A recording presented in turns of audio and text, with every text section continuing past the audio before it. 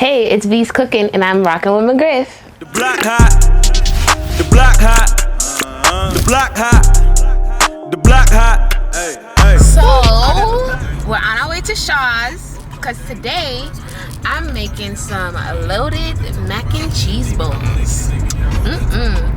With some crispy chicken and honey jerk steak. Let's do this. Let's go shopping with V's Cooking.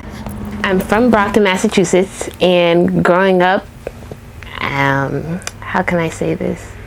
It was different.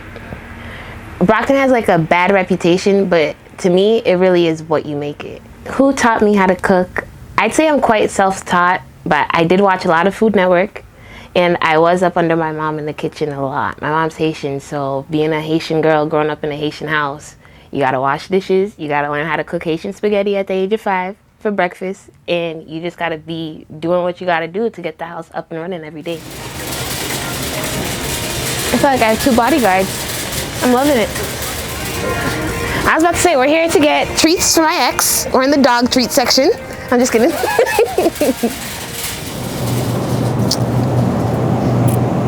So I need some steak tips, and I don't see them. Oh, these are good. But we don't need a big pack. They don't seem to have the smaller ones.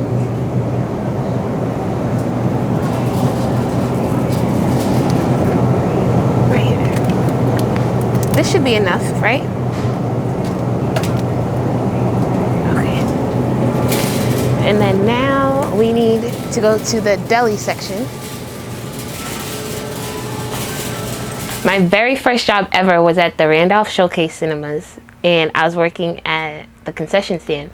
But even me being there, I always had like the munchies for some reason for any and everything. So I would like eat M&Ms with popcorn, and I would just take different things because I was able to eat for free. So why not create? I would take ice cream, even though I would be able to make the waffle cones. I'd like try to put M&Ms in it, try not to get in trouble for burning them, but I just create different things. From working at the movie theaters, that was when I was 14. I started working at Wendy's when I was 16. And even then, I was still like creating myself sandwiches and stuff like that. And just, I don't know, I was just always hungry. Like I said, I was a hungry little fat kid.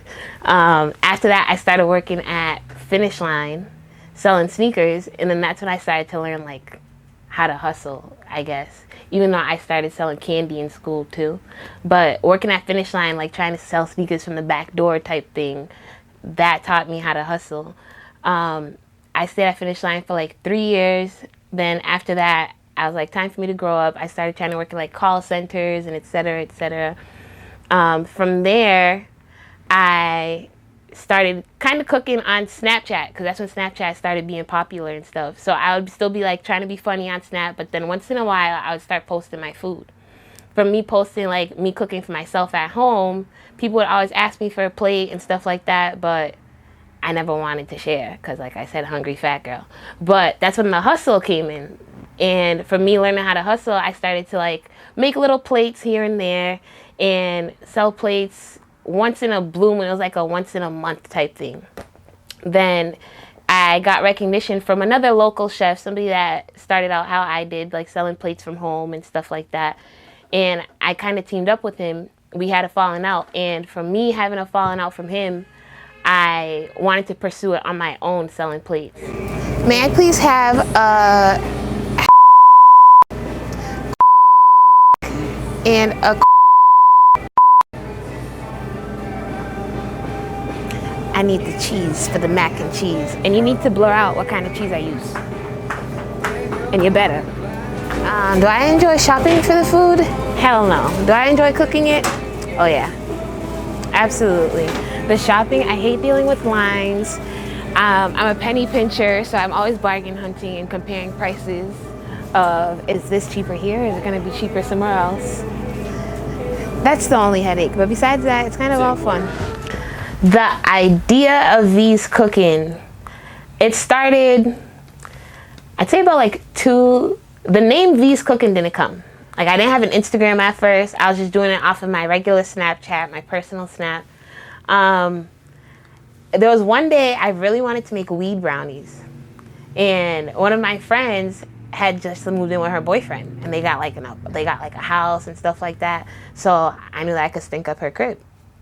So she let me. I knew that for that day I was gonna be able to use her house, and I knew my mom didn't want me to cook out the house. So from me knowing that I wanted to just make weed brownies that day, I was like, let me just test the waters and sell a couple plates and see how it goes. So I made like probably like 15 plates of shrimp Alfredo, chicken Alfredo, and like lobster mac and cheese and weed brownies. So I just wanted to like test the waters with that, and I sold that out of my friend's house. So from there, the way that I saw that the traffic was coming doing that, I was like, I could really take this somewhere and I could really do something with it. And then that's when I went into that person that I was trying to work with before, a local chef, that when he saw my work doing stuff like that, he reached out to me, just saying that he sees me doing my thing. Funny thing is, I had went to him one day just to support local business. You know, I went to go buy a plate from him, and I was waiting mad long. So for me waiting mad long, I was just, you know, can I swear? Okay. For me waiting mad long, I was just like talking my shit to him, like, yo, come on, what are you doing back there? Like, what's taking you so long? Da da da. And he was like, since you talking so much shit, why don't you come make it yourself? I was like, bet. So I went and I made it myself. And I guess he was impressed by the way that I was really doing things, because I made my plate and I made my boy's plate. And from there, I went there weekend after, turned into me going there damn near every day helping him. We're going this way. Now I need some either rigatoni or cavatappi. I can't pronounce it. I can't say it.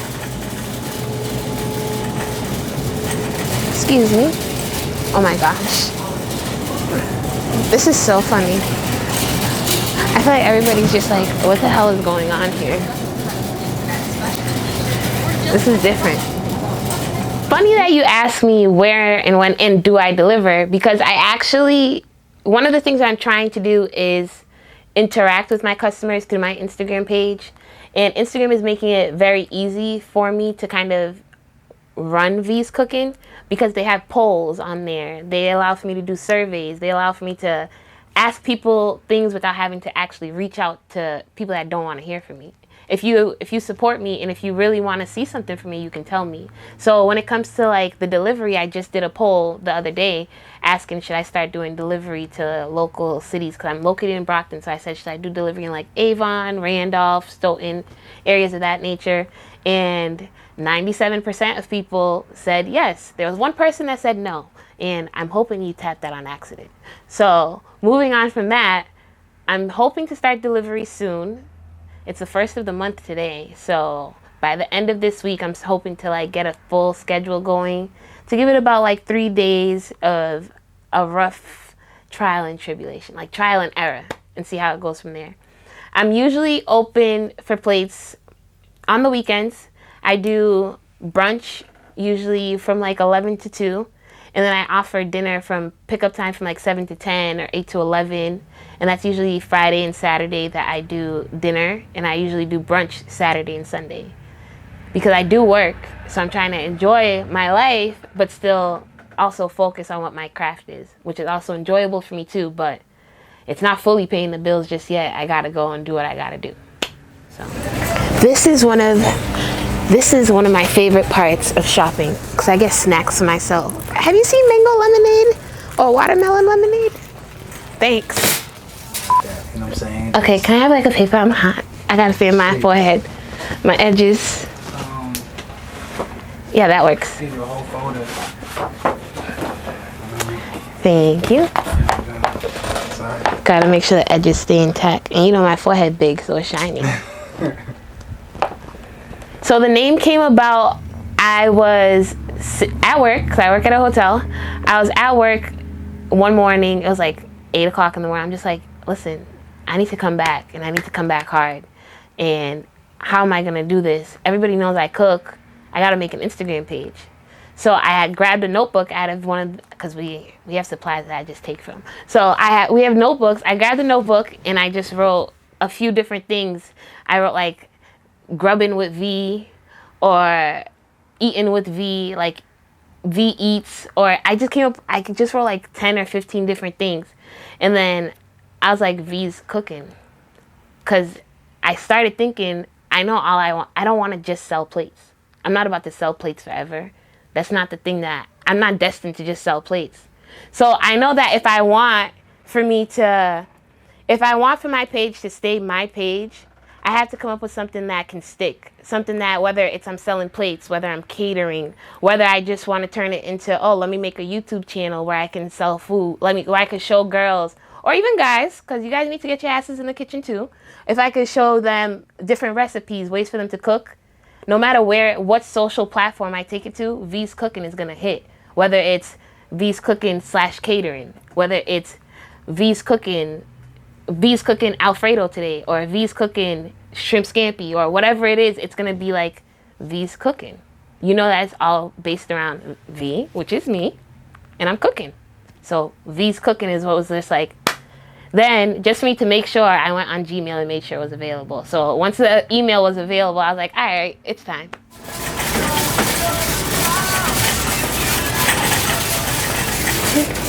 It's not. Excuse me.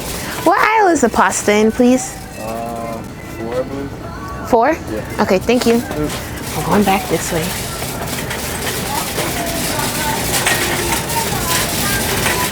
What's my favorite dish? I love pasta, and people find it weird that I don't make the traditional like Haitian meal like zili kole with sauce pou, which is like rice and beans and chicken, and I don't do the white rice with the legume and the sauce pot. Once in a while you get a Haitian dish from me, but I just love pasta. My favorite thing I'd have to say is my Cajun Alfredo. I think that's it. It's like the perfect mix of spicy, but then it's like the cream with the cheese just like mellows it out. And you have like a nice tender piece of shrimp in there, and like maybe a couple of pieces of grilled chicken. Can you taste it? Me talking about it, you can taste it? I know.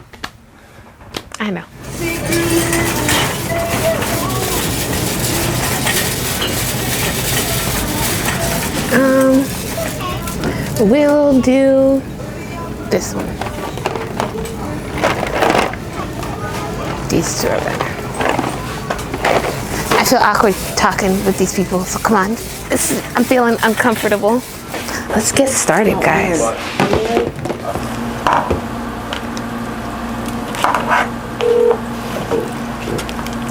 Who we calling? I made a mistake. I was calling my fiance. Wow. Does that mean that I might cook for the wedding? Nah, that's a big possibility now that I'm thinking about it. Okay, so when my friends come over and I'm cooking, it's not that I always have somebody there with me. A majority of the time I'm there by myself. Even if I have somebody there, they're not cooking for me. The most that they're really doing for me, I might have them, if I'm like really under pressure, can you please throw on a pair of gloves? Can you please put salad in there for me? You're not really doing anything crazy besides putting salad in a container and throwing the V's Cookin sticker on it. When my friends come over and I'm cooking, depending on who you're asking, it's either a blast or it's get the hell out this girl's way. Like, that's really how it is. Regardless, you come over when I'm cooking, you're gonna eat. That's one thing. So whatever attitude you might have to put up with, because I have 5 cars lined up right outside of my building door, and I don't want my building manager yelling at me. Whatever pressure you got to deal with in that 3 minutes, the food you're about to sit your ass down and eat for, you're going to savor it for 20 minutes because you want every bite to last you, it's worth it. That's why my friends love coming over when I'm cooking. They love it. They hate it, but they love it way more. Oh, sorry, I didn't mean to like. Okay, take 2.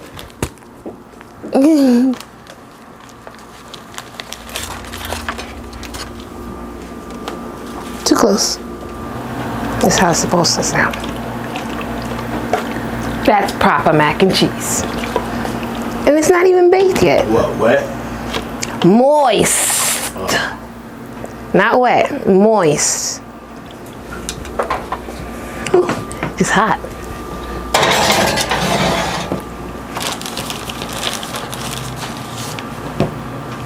My first sale,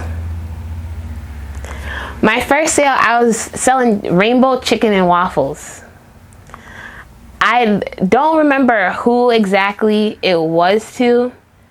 I'm thinking it was my boy Slim, but then at the same time, I don't know. I sold rainbow chicken and waffles because I had made it for myself. I had food coloring, just chilling in the house. And I had just got a new waffle maker. So I was like, let me just see what I could do with this. So I made rainbow waffles. It was like blue, purple, green, and red.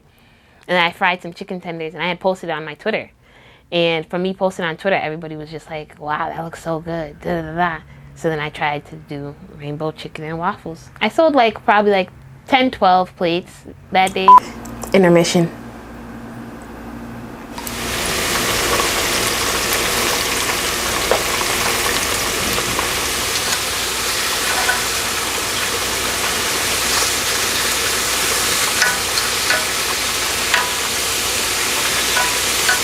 Is it true that you only supposed to give it one flip?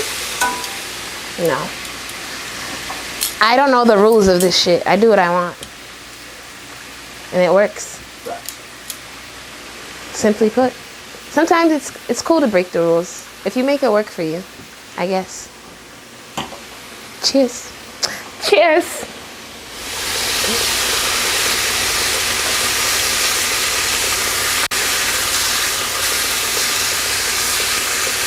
I think what makes me different from any other chef is I'm not afraid. Like, I'm not scared to try something outside of the box. Like, what you might be like, ew, like, what the hell? I'm going to be like, let's see. Because you just never know. For example, one thing that I've made that turned a few heads and everybody's like, what the hell? I've made bacon, egg, and cheese stuffed cinnamon rolls. And like sausage, egg, and cheese stuffed cinnamon rolls when I've done brunch. And for me doing the bacon, egg, and cheese and the sausage, egg, and cheese stuffed cinnamon rolls, not from me being told personally, but you know, word to mouth, third party.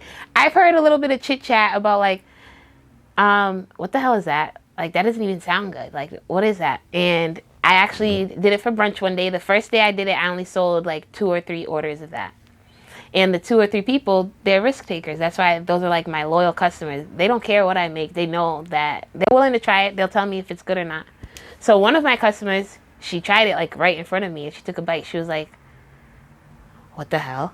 This is so fucking bomb. And I was just so happy. So for me doing that, it just reassured me that I can't be scared. If I feel like in my taste buds, like this might go good, then I'm gonna make it.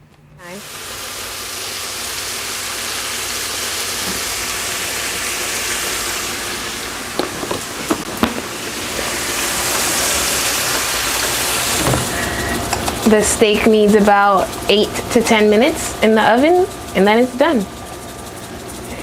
It's hot in V's kitchen today.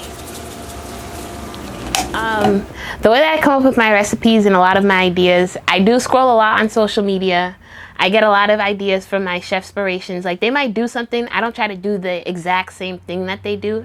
At the end of the day, I don't have the same hands that they do. I'll never be able to cook like them. But I'll put my own twist to it. Like, if I were to see something like a special recipe for salmon, like if I see a honey Dijon salmon on Instagram, I'll put a different type of spice in it to just add like that extra kick. Like, maybe I might add a little brown sugar to it, so it's really like, it has that succulence to it. It might be just something a little different. To be honest, one of the things that like really helped me with my recipes, Mom, don't kill me, I smoke. And when I just be in that zone, it's like, I feel like I want this. I want something sweet, but I want something salty. Like, what could go together? And then when I start to get like my mind going like that, I just grab my notebook and I just start writing stuff down. Because I might forget it. And then later on, I might try it for myself. If I feel like it tastes good, I put it out to the public. But